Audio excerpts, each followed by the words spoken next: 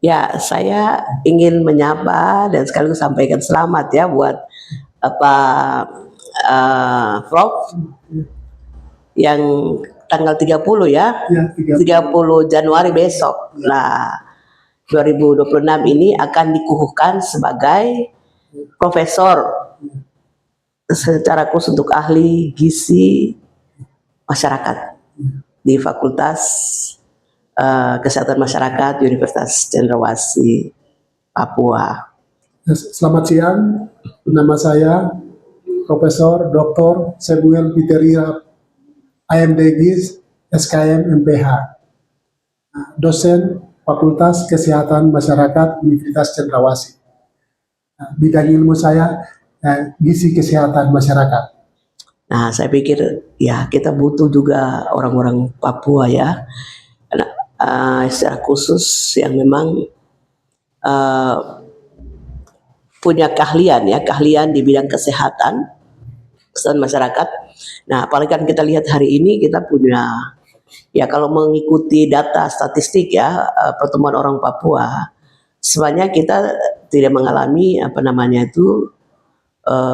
tingkat pertumbuhan dari sisi jumlah penduduk kita ya atau populasi kita orang Papua. Nah, kira-kira saya pikir itu bagian itu perlu kita lakukan kajian atau apa sih penyebab kenapa kita orang Papua justru tidak mengalami pertumbuhan jiwa gitu. Beda dengan kita lihat seperti di PNJ ya. Ya, Nah, populasi PNJ itu justru sekarang tuh mencapai dia 100 kali lipat jumlahnya dari kita orang Papua. Gitu. Bedanya di mana? Ya, bedanya di mana gitu. Padahal kita satu pulau. Satu pulau. Ya. Budaya juga sama. Betul. Tapi kok bisa terjadi gini ya? Iya, setuju. Jadi kira-kira menurut pandangan ya Pak Prof bagaimana gitu soal situasi kita di Papua dalam jumlah pertumbuhan orang asli Papua begitu? Silakan. Baik, kalau dari saya itu banyak faktor yang mempengaruhi. Oke. Jadi mau bicara makanan juga belum tentu pas. Jadi berbagai faktor ini banyak. Ya. Kemudian di Papua terkait dengan masalah politik juga, ini juga ikut mempengaruhi. Ada bagiannya karena masalah politik itu terjadi. Tapi ada juga karena masalah kesehatan, ini juga terjadi. Iya. Dari kesehatan. Tapi juga itu mungkin ini karena ada masalah sosial, itu juga terjadi. Oke. Dan mungkin ini karena masalah budaya, itu juga terjadi. Jadi kita mau ada banyak faktor ada banyak faktor yang mempengaruhi di dalam. Jadi kita mau tentukan bahwa faktor ini yang paling bagus, ini yang benar, belum tentu karena yang terjadi di satu tempat itu berbeda terjadi di tempat lain. Iya. Misalnya kita terjadi di Jayapura, belum tentu dia tuh terjadi sama di Duga, di Puncak Jaya. Ya. Beda. Oke. Dari situasi yang terjadi di situ itu bisa menyebabkan itu memicu terjadinya kurang gizi buruk pada ibu dan anak terjadi di situ. Jadi kita mau satu kali ini sulit. Iya. Ya ini saya pikir semua orang tahu, orang di Indonesia tahu, orang di Papua ini tahu, dan hal ini terjadi. Ya, terjadi. Ya. Kalau saya mau sampaikan kalau mengenai gizi saja itu ada dua, penyakit infeksi dengan makanan. Oke, kita lihat di Papua ini kalau penyakit infeksi hampir kita orang Papua hidup kalau belum tidur itu mereka bilang itu saya masih sehat. Tapi kalau sudah tidak bisa jalan baru mereka bilang saya sakit. Baru mereka datang ke unit pelayanan kesehatan. Ada tolong suami mama sakit, tolong antar ke rumah sakit, mama sudah tidak bisa jalan. Itu baru mereka sebutkan saya sakit. Kalau belum tidur atau apa tuh sampai tergantung begitu ya. Kalau bisa jalan, bisa pergi ke kebun, bisa pergi mencari, dia bilang itu belum sakit. Walaupun di lamaran dia sudah rasa sakit, tapi dia bilang saya belum sakit. Tapi kalau setelah dia sudah tidak bisa berjalan, baru mereka bilang saya sakit. Antar saya ke rumah sakit, mama sakit, saya sudah bisa berantar. Ini kejadian ini terjadi pada semua orang Papua. Bahkan juga saya juga yang kerja, walaupun merasa sakit, saya pergi kerja. Tapi kalau sudah tidak bisa baru, walaupun saya orang kesehatan, Iya, iya, iya. antar saya ke rumah sakit, saya sudah tidak bisa. Berarti memang kesadaran Kesadaran untuk menganggap bahwa kesehatan itu penting juga masih iya, masih sangat kurang di kita ya. masih terbatas. Maka dia orang walaupun tahu juga dia lebih mementingkan pekerjaan mereka daripada kesehatan. Ini juga terjadi. Baik orang di kota maupun yang di kampung. Di kampung. Walaupun sudah rasa saya ada sakit sedikit, ini karena hal ini penting saya jalan. Kalau batuk-batuk, flu itu kepala sakit itu bukan sakit. Itu bukan sakit. Ya ini hampir terjadi. Ya. Jadi bukan hal baru. Ya. Terus Ini hal-hal ini terjadi. Jadi hampir kita alami hal sama. Hampir juga pejabat-pejabat kita di Papua juga begitu terjadi. Orang Papua pejabat banyak meninggal. Walaupun dia rasa serangan sakit, jantung gitu. serangan jantung, dia rasa sakit, sebenarnya dia harus istirahat, kemudian berobat, tapi dia pentingkan pekerjaannya daripada kesehatannya. Akhirnya banyak yang meninggal. Hal-hal ini banyak terjadi pada pejabat kita, bahkan di masyarakat juga terjadi. Iya. Untuk ibu dan anak juga sama. Mama, kalau mama tidak ke kebun nanti kamu di rumah makan apa? Walaupun di dalam keadaan mengandung. Walaupun dia ada rasa sakit, walaupun dia sudah anemia, kurang darah tapi dia paksa jalan. Nanti kalau di kebun dia meninggal atau pulang dia jatuh, mungkin ada yang sangka itu setan yang bunuh atau orang yang bunuh. Padahal dia sudah dalam dia punya kondisi kesehatan, memang sudah terganggu, sudah sakit. Ya. Jadi tunggu saja sampai pas waktunya langsung Tuhan ambil dia. Ya, oleh sebab itu harus kita sebelumnya itu dicegah duluan. Iya. Pemeriksaan kesehatan, kontrol itu baik. Jadi nasihat itu guru yang abadi. Iya. Kemudian yang kedua, kita punya ini makanan ini ya. Makanan, mereka tidak perhitungkan makanan yang baik. Ada makanan yang bisa menguntungkan diri kita, tapi ada juga makanan yang merugikan kesehatan kita. Ini juga perlu dijaga baik-baik. Pada saat seorang ibu mengandung dan dia makan. Dari ibu selesai, ini kita orang Papua, ini ibu selesai, kemudian kepada anak itu sampai anak 2 tahun. Menciptakan sumber daya manusia yang baik untuk orang Papua dalam 1000 hari HPK atau kehidupan harus lewati hal ini. Harus lewati ini. Ibu kesehatan baik, anak kesehatan baik, imunisasi semua itu dilakukan baik. Untuk apa? Untuk keselamatan. Betul. Nah, mungkin ini Pak Prof terkait dengan kira-kira kita punya sumber makanan atau pangan yang bergizi. Kadang-kadang orang berpikir kan bergizi kan kita berarti kan butuh uang. Butuh uang, ya betul. Untuk membelinya begitu. Nah, kadang kan kalau tidak ada uang ya orang pikir ya sudah.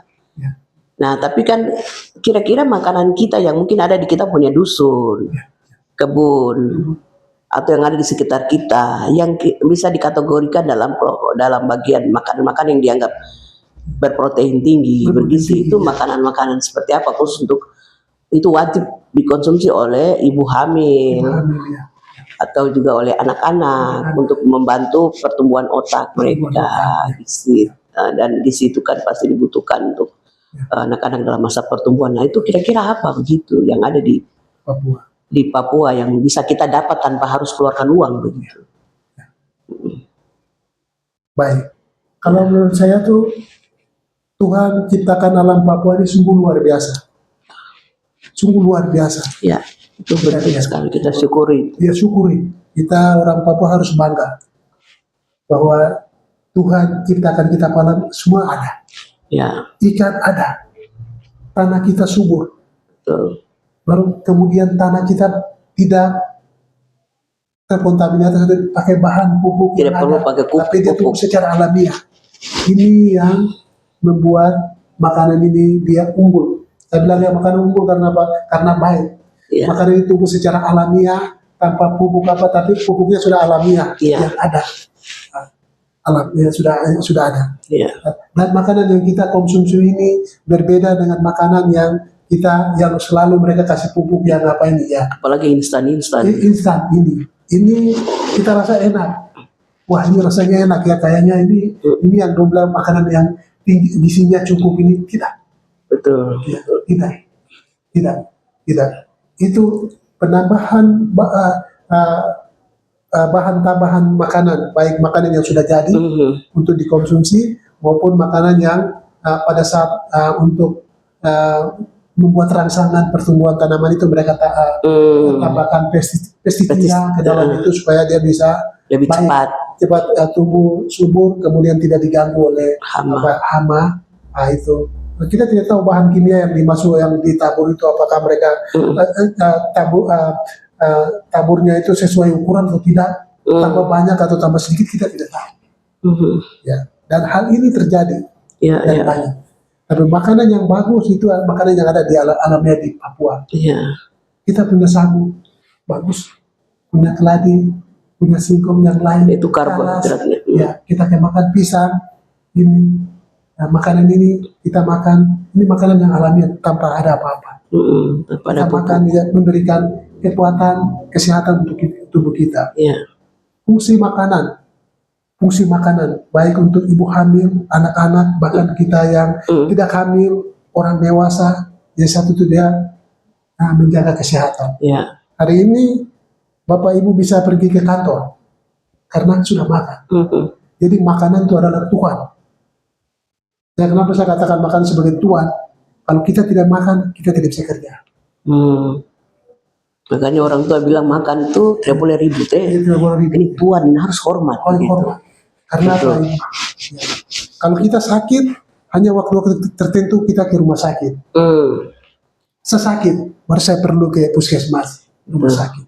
Tapi selama saya tidak sakit, yang jaga tubuh saya tetap sehat itu makanan. Jadi makanan ini dia dewa atau Tuhan. Karena dia yang jaga tubuh kita. Ada 3 hal untuk manusia bisa hidup baik. Pertama itu Tuhan. Kesadaran. Pertama Tuhan. Yang kedua itu kesehatan. Yang ketiga pekerjaan. Ini yang kita orang Papua. Tuhan, kemudian kesehatan, kemudian pekerjaan. Kalau Tuhan ini orang sehat atau orang sakit, kapanpun kalau dia mau ambil. Yang kedua itu kesehatan. Kesehatan ini kita mau bekerja, punya pendapatan untuk kita bisa kasih makan kita suami, istri, anak-anak dari pekerjaan. Ya, yang ketiga pekerjaan. Yang kesehatan ini nomor 2. Jadi kesehatan ini perlu kita jaga baik-baik. Terutama untuk kita orang asli Papua. Mama yang di kampung ini, kita sayang. Kadang ya secara terbatas, pelayanan kesehatan secara terbatas. Ya, ini ada faktor-faktor budaya yang melindungi mereka ini yang perlu kita ingatkan terus. Mungkin kalau dari saya itu hanya untuk kesehatan, kalau Bapak Gubernur ini untuk kesehatan ibu hamil orang asli Papua itu kita kontrol selama 1000 hari. Kita tidak bisa kasih ke orang, tidak bisa kita kasih ke kesehatan. Puskesmas, rumah sakit, dia hanya tahu tuh pelayanan yang sudah ada dalam SOP-nya. SOP, standar operasional prosedur. Jadi itu saja yang dia lakukan. Tapi kalau di luar dari situ, dia tidak tahu. Ibu mau sakit kah, mau mati kah, mau dalam rumah mau KDRT kah, kekerasan dalam rumah tangga, itu tidak tahu.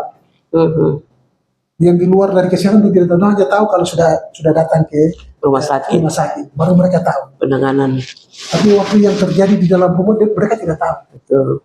Nah, ini seperti ini kalau Bapak Gubernur, kalau kita kontrol ini yang ada di sukunya.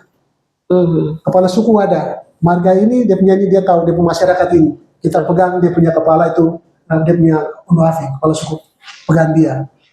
Kamu ini, kalau dari bagian dia ada yang melahirkan, walaupun dia unuafinya tinggal sini, tapi anaknya ada di Kerong atau ada di Sarwi, kontrol di sini. Supaya dia mengingatkan dengan bahasa kayak dia punya masyarakat. Kamu makan apa? Sudah ke rumah sakit, sudah periksa, hari ini ada penimbangan, sudah bawa anak, sudah, kamu hamil bagaimana? Sakit-sakit atau tidak? Sudah makan atau tidak? Ini kita mengingatkan terus. Sama seperti emergensi atau sama seperti seorang tentara di pos keamanan. Dia akan jaga 100% supaya jangan musuh masuk hancurkan mereka. Sama seorang ibu hamil, kalau untuk orang asli Papua harus kita jaga begini. Kita modelnya jaga begini. Kalau kita pasti orang kesehatan tidak akan jadi. Karena kan filosofi juga bukan filosofi, tapi lahirnya sebuah bangsa itu juga kan dimulai juga dari seorang perempuan, Seorang gitu ya. perempuan, ya. Nah, mungkin sedikit pendapat dari Pak Prof. Adik untuk kira-kira bagaimana cara kita menghargai perempuan dalam konteks dari sisi pendekatan kesehatan, tapi juga sebagai dari sisi kultur kita. Nah, karena kan kita lihat hari ini kan ya tingkat kekerasan tadi itu kan cukup tinggi, terus juga penghargaan terhadap perempuan, orang hanya menilai perempuan tuh itu sebagai apa itu posisinya sebagai alat tukar gitu ya. Alat tukar, ya. Kalau sudah laki-laki mau kawin ya sudah ada sudah perempuan gitu, atau sebatas apa nilai ekonomi untuk harta begitu. Nah, tapi dalam konteks yang lebih mungkin, karena tadi kan bicara soal bagaimana melahirkan generasi emas Papua. Nah, ini kan butuh juga sebuah bagaimana mengkonstruksikan cara berpikir secara positif dalam apa namanya sebuah relasi sosial, secara khusus yang kita mulai dalam konteks keluarga, karena kan keluarga melahirkan juga sebuah bangsa, tapi juga melestarikan hubungannya dengan tatanan nilai budaya, aturan yang ada, dan juga kelangsungan kehidupan itu sendiri begitu. Ini hal-hal begini yang perlu kita jaga. Saya sudah lihat bahkan di kota juga terjadi hal begini.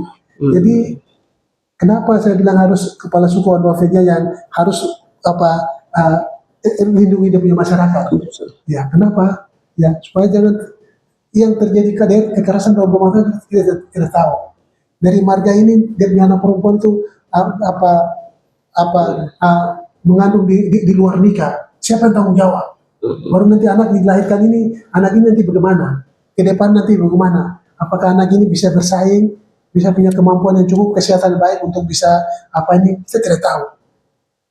Nah, ini ke depan ini bukan tambah baik, tapi tambah sulit. Persaingan orang-orang hebat itu semakin ini. Ya. Jadi untuk perlindungan awal itu harus kita lakukan baik. Kemudian untuk menghitung jumlah orang Papua lebih baik kita tidak bisa gabung dengan data yang sekarang data itu gabungan semua seluruh orang yang ada di Indonesia. Tapi khusus untuk orang asli Papua harus ada. Dan dimulai dari marga.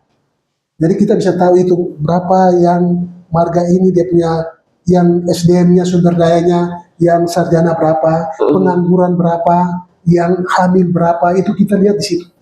Baru kita bisa ukur bahwa orang asli Papua jumlah penduduknya sekian. Yang hari ini mati dicatat, hari ini baru lahir dicatat.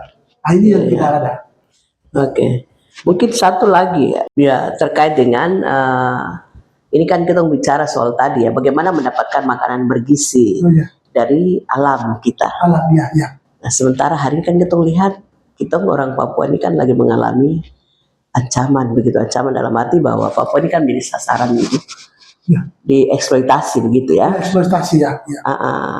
Banyak kasus hari ini kita dengar juga, lihat lagi viral itu bagaimana masyarakat mulai melakukan perlawanan dalam arti bahwa mereka mau mereka tetap hidup berdampingan dengan alam, karena alam bukan soal hutan saja, tegakkan hutan, tapi ada sumber-sumber ketahanan pangan tadi. Sumber gizinya ada di situ, terus ya alam juga bagian dari ruang untuk mereka belajar, mengenal jati diri gitu. Tapi juga berkaitan dengan bagaimana melestarikan budaya, karena kan semua atribut-atribut yang dipakai untuk pelaksanaan itu kan semua ada di situ. Tapi juga alam itu kan bicara soal relasi yang lebih kuat begitu, sentuhan alam, karena ya unsur-unsur yang kita bilang nyata maupun tidak nyata itu kan terhubung semua di situ. Nah, itu kalau itu kemudian hari ini dirusak, artinya ancamannya besar. Kita bicara soal tadi, berarti kan akan banyak orang yang tidak bisa lagi memenuhi kebutuhan gizi ibu-ibu hamil itu, karena kan tadi kalau semua akhirnya harus beli dengan uang. Itu berarti bagaimana gitu, apalagi kalau bilang petani beda dengan kalau yang sudah punya pekerjaan. Kalau dari saya itu, mau mama di Papua, mau bapak kita makan, kita punya makanan yang ada. Itu makanan itu dia alamiah. Dia alamiah, dan makanan itu tidak kasih keluar uang. Sudah ada di situ. Ada itu tanam di halaman rumah, sudah ada. Ikan sudah ada. Kita punya Sudah ada. babi di hutan bisa ambil gratis begitu. Sudah ada. Tuhan sudah siapkan. Iya. Tuhan siapkan. Tuhan sudah siapkan. Untuk generasi Papua sekarang dengan dulu tuh ada terjadi kemunduran. Saya cerita ya. Yang dulu orang-orang Papua dulu sebelum ada pemerintahan sekarang itu mereka hidup dengan alam, tapi jarang mereka sakit dan fisik mereka lebih kuat. Dan orang-orangnya itu lebih besar dan struktur tubuhnya lebih besar. Tapi sekarang kita ini ada mengalami penurunan. Kalau dari kita dari kesehatan ini ada terkait dengan ada perubahan pola konsumsi makan. Pola makan yang dulu yang seharusnya budaya yang nenek moyang mereka makan itu ada terjadi pergeseran di situ. Yang sekarang karena ada perkembangan.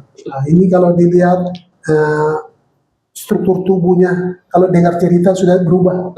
Orang dulu dengan orang sekarang sudah berubah. Struktur tubuhnya, kalau dulu mungkin mereka perkasa, besar, fisik lebih kuat, daya tahan tubuh, tapi kalau sekarang beda. Ya itu kalau sudah lihat begini, berarti ada perubahan, pola hidup dari ini. Jadi kalau dari saya, Mama Papua, kita punya makanan sendiri. Dan makanan ini tidak harus keluar uang. Tuhan sudah sediakan di alam. Hanya kita makan.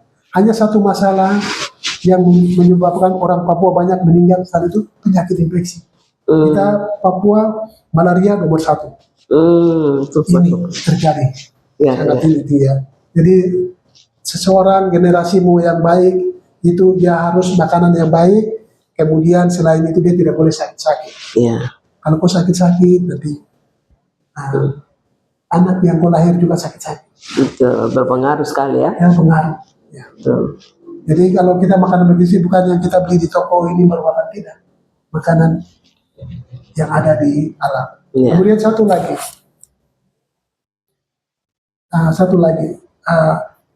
kondisi seseorang itu dalam dia mengandung, apakah dia tenang? Soal psikologinya psikologi atau dia ditekan. Pada saat kalau ibu dia dalam keadaan mengandung atau itu kalau dia dalam keadaan tidak psikologi, emosinya lagi. Itu berpengaruh kepada anak. Betul. Hal ini jadi banyak masalah yang kita mau bilang satu sisi saja sulit. Jadi untuk anak-anak kita apa itu kalau mau baik ini hal-hal ini harus kita lewati. Betul. Kita lewati ya. Kita cukup kalau kita orang Papua makanan berlimpah. Orang bilang orang Papua tidak kita orang Papua makanan cukup. Hanya satu yang biasa kita banyak kematian terjadi itu karena penyakit infeksi. Penyakit infeksi tadi itu. Jadi penyakit infeksi itu kan terdiri dari apa saja jenis-jenis penyakit infeksi itu? Kita malaria. Malaria juga penyebab. Penyebab kalau kita di bagian ini malaria banyak. Terjadi malaria. Kemudian ada seperti penyakit TB paru, penyakit paru-paru yang sekarang itu terjadi. Kemudian ada lagi kalau untuk ibu-ibu seorang ibu kalau dia mau mengandung begitu. Jarak kelahiran diperhitungkan, umurnya apakah dia sudah cukup untuk melahirkan atau dia sudah lewat dari umur, ini perhatikan baik. Usia pada saat ini dia dalam keadaan sehat atau dia dalam keadaan sakit. Ini keadaan sakit ini hal-hal ada banyak yang perlu kita perhatikan. Kemudian dia ini anemia atau tidak. Tapi kita orang Papua walaupun dia sakit, tapi dia jalan.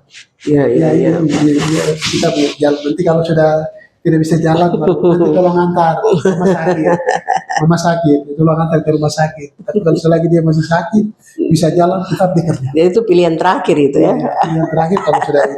Jadi hal ini biasa terjadi. Seperti kita ikan banyak, tapi kenapa anak-anak kurang gizi? Betul. Kenapa kurang gizi sudah tapi kurang gizi? Ada penyakit infeksi, ada bahan makanan lain. Kalau kita bilang itu makanan seimbang. Jadi tidak mungkin satu orang dalam 1 tahun, dalam 1 minggu dia makan ikan terus, tidak. Harus makan nasi. Kalau makan nasi terus juga tidak bisa. Dia harus makan papeda. Dia harus makan ubi-ubian. Dan ada buah-buahan dia perlu makan. betul. Baru sayur tidak bisa sayur satu jenis saja. Kangkung saya 1 bulan kangkung. Tubuh kita akan menolak. Tapi Betul. ada bagian lain yang kita perlu makan sayuran lain. Jadi Oke, mereka berbagai bilang kita jenis. konsumsi makanan yang beraneka ragam, Iya. tidak satu jenis bahan makanan. Ya, baik. Mungkin satu terakhir adalah kira-kira apa rekomendasi kita untuk dari apa yang kita cerita ini kan, kalau bicara soal ibu hamil untuk anak-anak itu kan ada di kampung, juga ada di kota. Tapi terlepas dari semua sumber dalam yang kita tadi bicara, tapi dari sisi kebijakan pemerintah untuk pelayanan kesehatan, hari ini kan kita melihat bahwa banyak sekali orang Papua yang kemudian ke rumah sakit tapi juga mati di rumah sakit. Mati di rumah sakit, betul. Nah, kira-kira itu bukan penyebab, tapi kenapa begitu ya? Yang kita harap di rumah sakit bisa tertolong. Beberapa kasus di mana seperti ibu hamil yang kemudian tidak bisa ditangani gitu dan meninggal. Ya. Nah, saya pikir ini ya ada hal lain yang menurut kita itu perlu menjadi perhatian juga pemerintah dalam. Kalau dari saya, ini kita di Papua marganya ada berapa ya? Berapa suku di Papua? Ya, kita 300 ya? lebih dari 300 kalau mengikut bahasa ya. Dari situ kalau saya ada pemerintahan terkecil yang di dalam masyarakat yang sudah ada dari Tuhan ciptakan manusia di bumi. Yaitu setiap suku yang ada di Papua itu Onuafinya, kepala sukunya ada. Oke. Memberdayakan dia. Karena dia tahu dia punya masyarakat itu ada di sini. Betul. Kita berdayakan dia dan kontrol dia 1 kali 24 jam. Artinya itu ada bagian dari masyarakat adat. Masyarakat adat atau mereka yang kontrol. Kalau dia tahu saya punya anak perempuan ini laki-laki ini yang kasih tinggal, itu orang di kesehatan udah tahu, tidak tahu. Anak ini sekarang dia belum ada kasih tinggal, dia hidup dengan dia punya ini. Apakah itu dalam keadaan baik? Tidak tahu. Yang tahu itu dia punya kepala suku Onuafi. Jadi kita kontrol dia itu baru memberdayakan dia punya Onuafi atau dia kepala suku itu supaya dia bisa arahkan dia ke masyarakat baik. Karena ini di luar dari bagian dari kesehatan, bukan yang ditangani orang kesehatan, tidak ada. Tapi itu ada di dalam dia punya suku, dia punya budaya, karakter, apa semua ada di situ. Kerjasama dengan dia, memberdayakan dia, pemerintah dengan dia, supaya kalau ada ibu hamil kita kontrol di situ. Kontrol di situ baru kita bisa tahu, ini bisa hitung jumlah orang asli Papua. Tiap suku ini dia punya yang lahir hidup sekian, yang mati sekian. Itu baru kita bisa kontrol untuk orang asli Papua. Sekalian yang angka pengangguran. Salah satu yang menyebabkan gizi kurang atau gizi buruk itu pengangguran. Orang Papua dong kawin, tapi kok kasih makan kopi istri anak apa? Uang tidak ada. Pekerjaan tidak ada. Kamu hanya kawin saja, Kak. Baru setiap hari kamu makan apa? Tidak mungkin kamu tidur terus. Ya, ini kasih makan setiap hari makan. Apalagi kamu punya anak-anak. Orang tua, di bapak, di mama saya sudah tidak makan baik. Apalagi dia punya anak-anak. Ini terjadi. Mereka punya uang mana? Mau beli ini tidak ada. Masyarakat yang sudah berkeluarga orang asli Papua yang tidak punya uang, negara harus kasih makan dia. Karena ini kita anak. Tanggung jawab negara itu penting ya, untuk negara atau provinsi kasih makan dia, melindungi masyarakat. Atau tidak kasih dia pekerjaan supaya dia bisa kerja dapat uang, kasih makan dia punya anak istri. Kita bilang gizi kurang, gizi buruk, stunting dari mana? Sedangkan mereka saya tidak punya uang untuk kasih makan. Yang ada di kota-kota, jalan sesana mabuk, ini bikin kacau apa ini, keluarga begini jadi. Untuk itu dia berdayakan dia punya suku. Supaya dia punya kepala suku tahu ini, nama ini dia tinggal di sini, tinggal di kabupaten, supaya dia telepon kamu baik atau tidak, makan atau tidak. Jangan-jangan karena mungkin kasus narkoba lagi dan tangkap dia apa, model-model begitu. Jadi kalau berdayakan dia punya suku supaya dia kontrol. Ini yang baik, ini yang benar. Berarti tadi berarti selain itu di tingkat kecil penanganannya bisa kita punya peran adat juga perlu mainkan peran secara adat untuk melakukan fungsi kontrol juga. Tapi yang kedua juga kita penting juga sebagai warga negara, kita juga punya hak juga untuk mendapatkan perlindungan gitu ya. Dari sisi layanan kesehatan gitu ya. Apalagi kan kita bicara Papua dengan otsusnya. Nah, harusnya kan dengan kebijakan dana otsus ini kan angka kematian harusnya lebih rendah. Lebih turun, tapi ini naik. Karena kan sudah ada pendanaan, tapi kan hari ini kita lihat ya walaupun kita sudah ada otsus juga, kebijakan untuk proteksi orang asli Papua juga masih kita lihat tingkat kematian orang Papua di rumah sakit itu juga termasuk yang paling tinggi juga. Paling tinggi. Ini dari saya satu, ini dana otsus yang turun. Dana ini untuk orang asli Papua bukan. Iya. Kalau untuk orang asli Papua yang sudah berkeluarga, itu langsung pemerintah provinsi langsung kasih uang sekian untuk punya anak istri untuk bisa makan. Jadi uang itu untuk siapa? Jadi lebih baik gitu ya. Langsung kasih ini uang untuk istri, kamu beli makan, kasih makan kau punya anak gitu. Ibu hamil kasih makan dia sampai dia punya anak kasih makan. Berarti pendataan tadi yang bilang itu penting dilakukan supaya ya memastikan bahwa dari pendanaan otsus ini ya juga salah satu kebijakan bagaimana juga sudah sebenarnya bukan dari wacana, sudah banyak yang mengusulkan tuh juga bisa langsung saya ditransfer gitu ke ini uang untuk rekening masing-masing begitu. Ya. Kita bilang gizi kurang tanpa pengetahuan teman, sedangkan dia saya tidak makan baik. Mau kasih makan apa? Oke. Jadi begitu ya. Baik, siap. Terima kasih. Ya, mungkin itu sekedar sekilas bincang-bincang kami di room PPMA Center ya, Media Center bersama dengan Bapak Prof. Samuel Peter Irang, salah satu putra orang asli Lembah Grime yang Tuhan percayakan juga mengajar di FKM Uncen, dan saya pikir ini adalah aset orang Papua yang perlu kita sama-sama membangun tanah Papua, melihat Papua untuk masa depan Papua secara khusus untuk generasi emas tanah Papua. Demikian, terima kasih. Ya, Tuhan memberkati. Ya, selamat siang, Tuhan berkati. Ya.